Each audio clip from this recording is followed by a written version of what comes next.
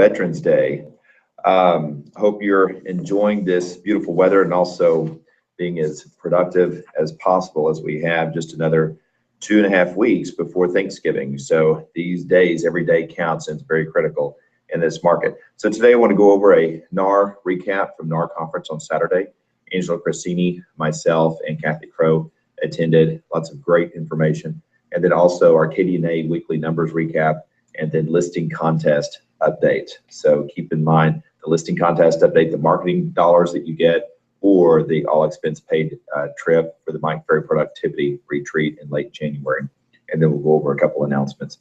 So first, as far as NAR recap, I had a fantastic meeting with Back Agent. Back Agent's rolling out several things. We're waiting on them, as you know, for the marketing templates, which should be ready the end of this month, but also transaction checklists will be able to customize for our brokerage. So it will include best practices that myself and that some other agents have around the nation as far as the way they manage their transactions. So whether it's you or for your assistant, then this should be a great time saver and great way to be accountable for yourself during your transactions for the escrow process. The other meeting I had with Back Agent is about the flyers and postcard templates. Those should be ready, and it should really streamline our marketing rebate, what you're getting on that, and also how you put that into place. And the goal is to have it by this month, but from talking with them, it sounds like it may be later. The other interesting thing was international property buyers through NARES, National Association of Real Estate Investor Services, and also JUY. So those were two organizations that I met with that have great resources there, and we're going to start promoting more of our listings there for international buyers and our investor services. So that's a good opportunity, as Dallas and North Texas is seeing more growth from international investors than ever before. Also had a meeting with Quicken Loans.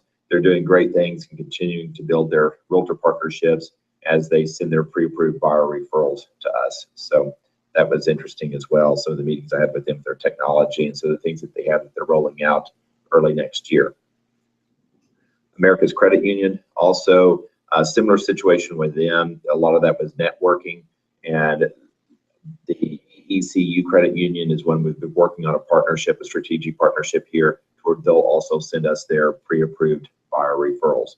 It's that and Southwest Airlines Credit Union. Those are two that we expect to have as clients, strategic partners for next year. I've been working on those. Great mind sharing with Kathy Crow and Angela. Just a reminder, the next event, Inman Connect in January, which is in New York. It's always a fun event. I attend annually. And then also the Mike Ferry Productivity Retreat in San Diego, both at the end of January. So you get to choose whether you want to be in the cold at the end of January or if you want to be in sunny San Diego. A couple other things I want to mention were great news outlets that are good to subscribe to, that I subscribe to myself, where I get some content, and that's riskmedia.com.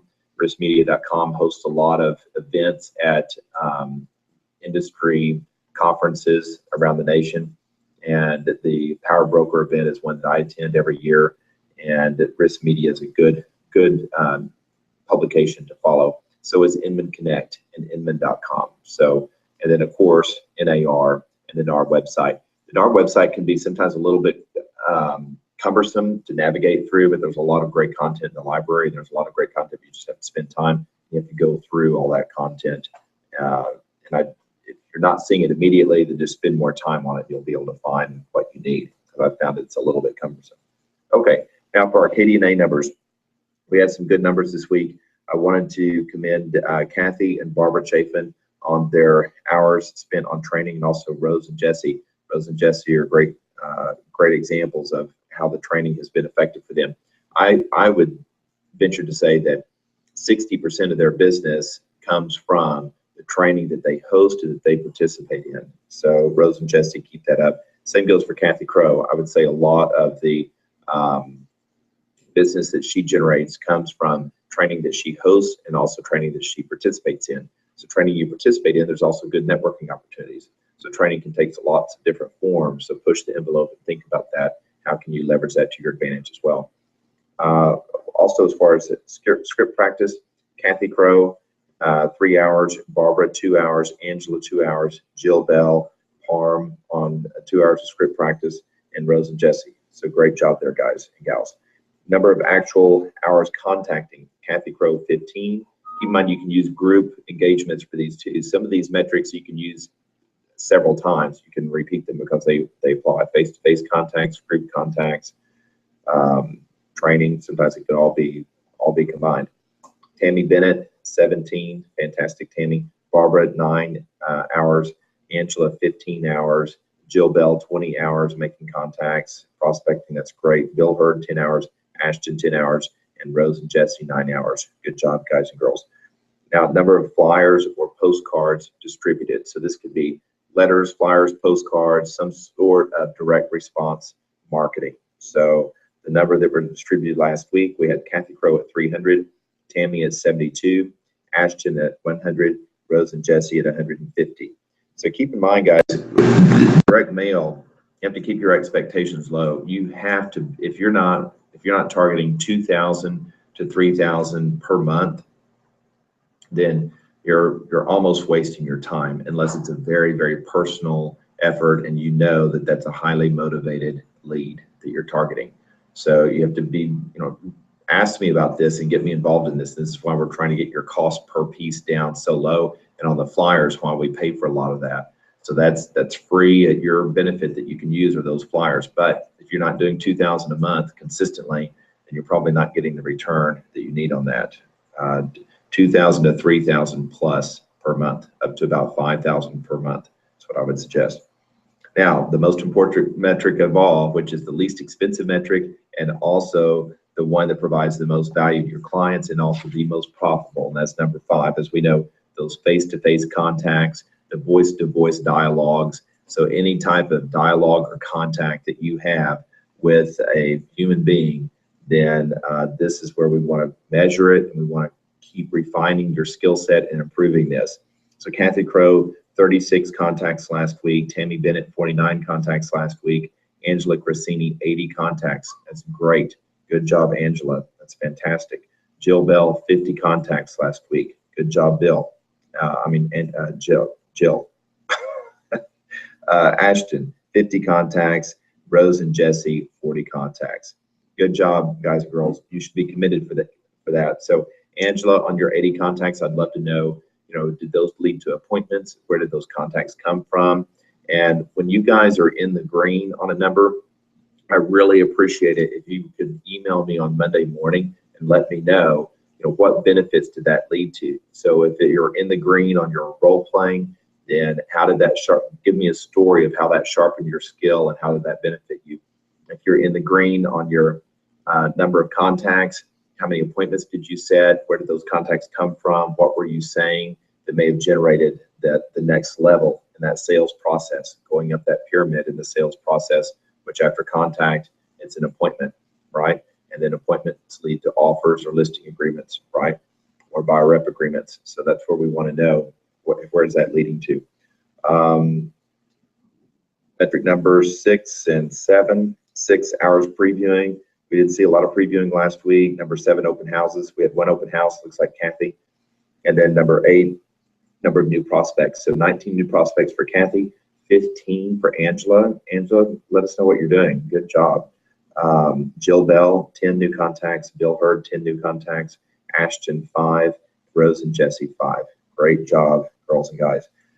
Number 9 for buyer appointments held.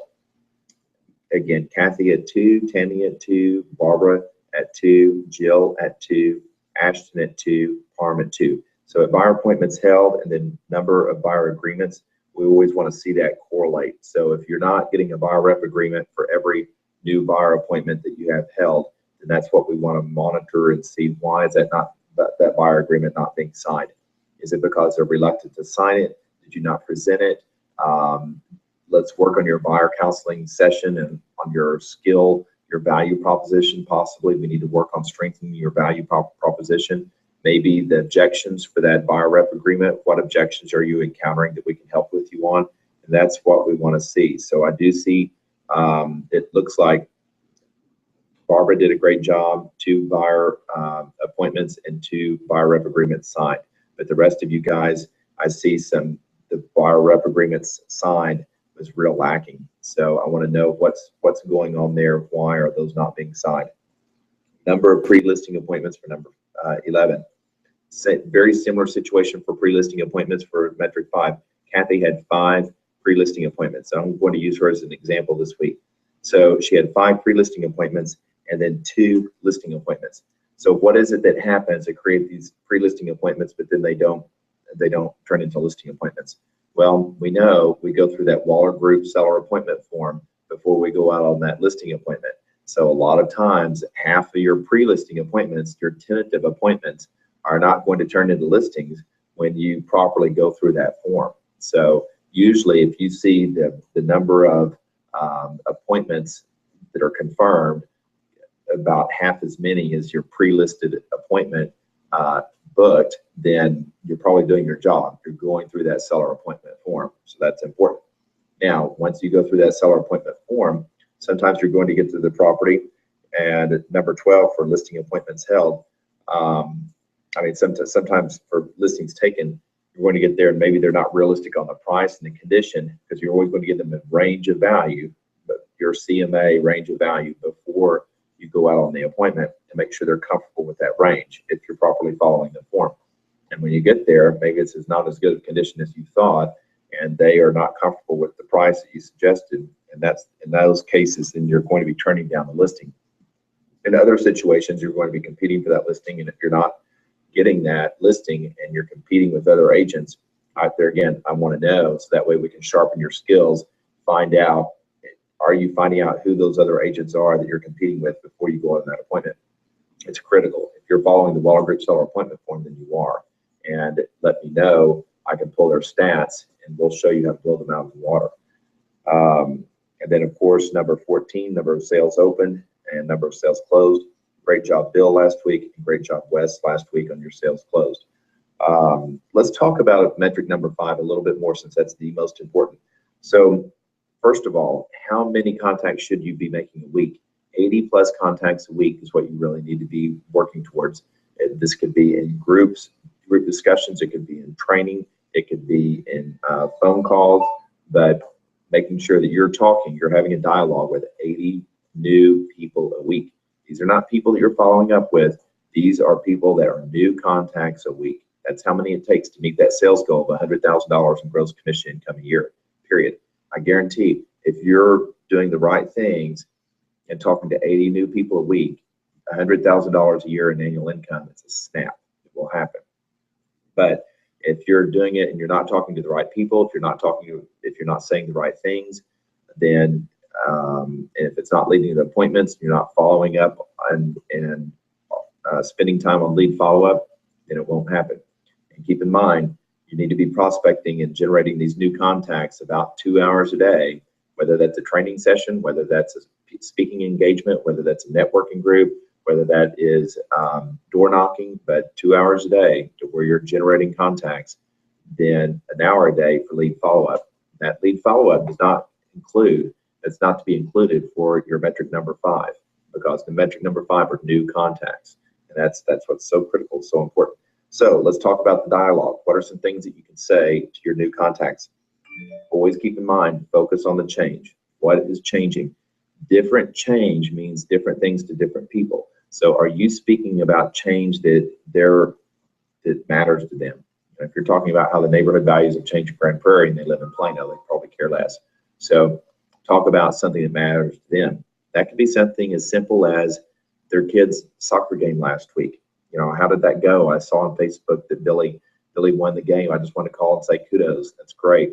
That contact where you're staying top of mind, that's important. So that can provide just as much value in times as what's going on in their neighborhood.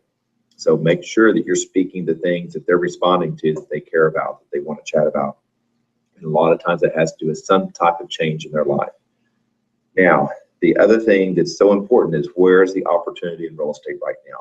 You're the professional. You need to be calling them and letting them know where is the opportunity. So let's peel that onion a little bit more. Let's talk about the opportunity in the market right now. Fourth quarter, the months of November, December, January are when the best investor deals happen. Every property I've personally bought myself has been, if it's an investment property, it's been the month of November, December, January. The most savvy investors out there, that's what they're doing. So how many investors are you working with right now that are looking for investment property? And how many of the contacts, the people you're talking to, may know of other people that would like to invest in real estate? So let's talk about that. That's an opportunity they can take advantage of right now. Other opportunities in real estate right now. What about move up new construction? So they could be listing their home and not disrupting their holidays, and with the idea that they're going to lease it back until their new home is finished. So they could sign a listing agreement with you. You can promote it on Facebook. You can promote it with a coming soon sign, and you can promote it as property that it's going to be a lease back until their home is finished. These are ideas. These are just things to think about, seizing opportunities in this market being fourth quarter. They can lock in that new construction pricing right now. And I guarantee in the spring, it's going to be too late. The spring, the builders are going to be raising their prices. The land values have gone up so much. I was in a meeting last week to where lot frontage in Frisco for a 60-foot front lot has gone up almost 3 times in the last 4 years. So an increase by 3-fold for new construction lots in Frisco. That's phenomenal, guys. That's something you need to be sharing with your people. That's going to drive the prices of new construction extremely high in Frisco and the surrounding markets. So really think about, if you have anyone that's looking to buy there a new home, they need to get locked in right now for that new construction pricing. Tax protest. That's another prediction I'm going to give you right now. We're going to see the largest increases in property tax assessments than we've ever seen before. Get ready, guys. You're going to get, your phone is going to be ringing when those letters come out and people see how much their property assessment has increased. So be proactive, be intuitive, build that into your marketing right now. Start thinking about how are you going to deal with that? How can you be proactive and reach out with them before they get that letter? Plant that seed in their heads. That way you can help them, and you can help them with that appeal process when that time comes. Because you're a professional, that's your job, is to help your clients save money and protect their interests. What are you doing daily to improve the community?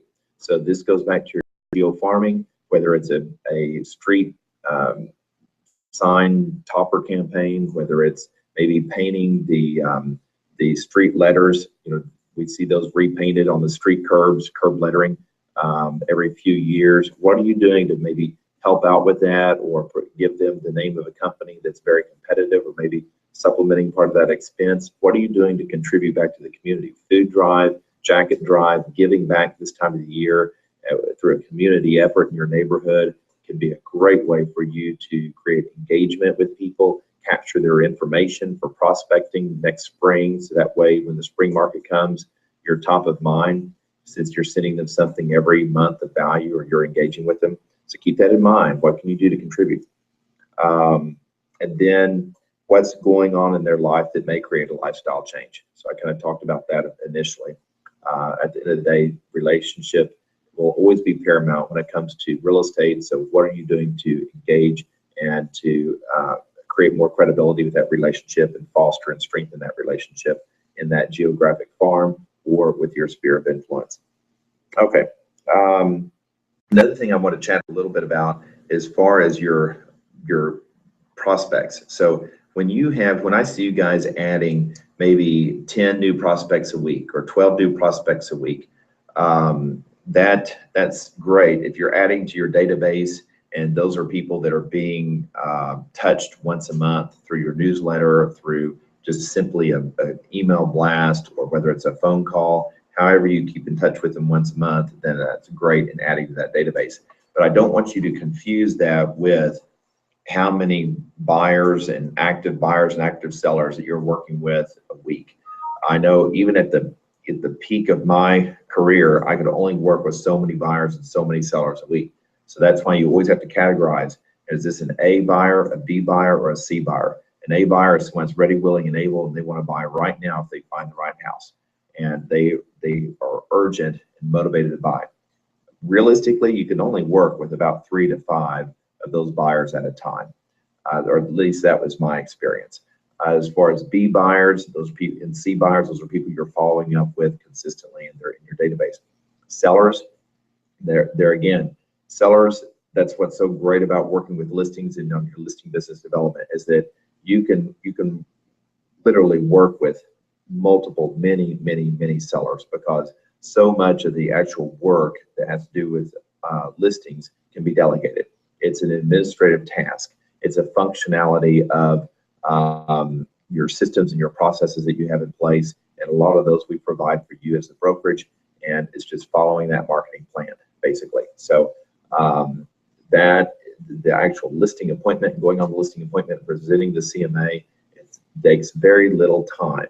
And if you are skilled, and if you practice, and you know your CMA skills, and you know your listing presentation skills, then it's extremely profitable and it's extremely productive when you're focused on that listing business development, and you're spending your time on listings, because that listing appointment takes about an hour and that's it. So the rest is an administrative functionality, usually, other than negotiating the offer, negotiating your inspections, and your repair concessions. So keep that in mind. Okay, guys. With that, I think we're 2 minutes over time, so I want to keep this short. A few other highlights. Saturday, Kathy was the person that had the open house. She had 20 people at her open house, and a lot of neighbors. So neighbors are important at these open houses when it's in your geographic farm. 2 people that could possibly buy, but not in that price range. So they were $150,000 to $175,000 buyers looking at $300,000 houses. Typical for an open house. We see that a lot. Tammy, buyer under contract and will now list their home. So move up buyers. Amanda picked up a new investor from a referral. So Amanda and I were chatting last week about her niche, and that she's refined her skills over the last year. This investor niche has worked well for her, and now she's getting referrals. And guys, that'll happen. As you sharpen your skills, you can't be a master of everything, but you can master a geographic area, or you can master a certain type of client or a certain sector of business. And as you do that, those referrals will come. And as we know, your sphere of influence and those referrals is your most profitable business.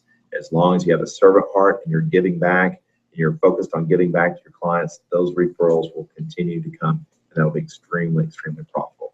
Have a fantastic week. And Brian, do you have any announcements to make?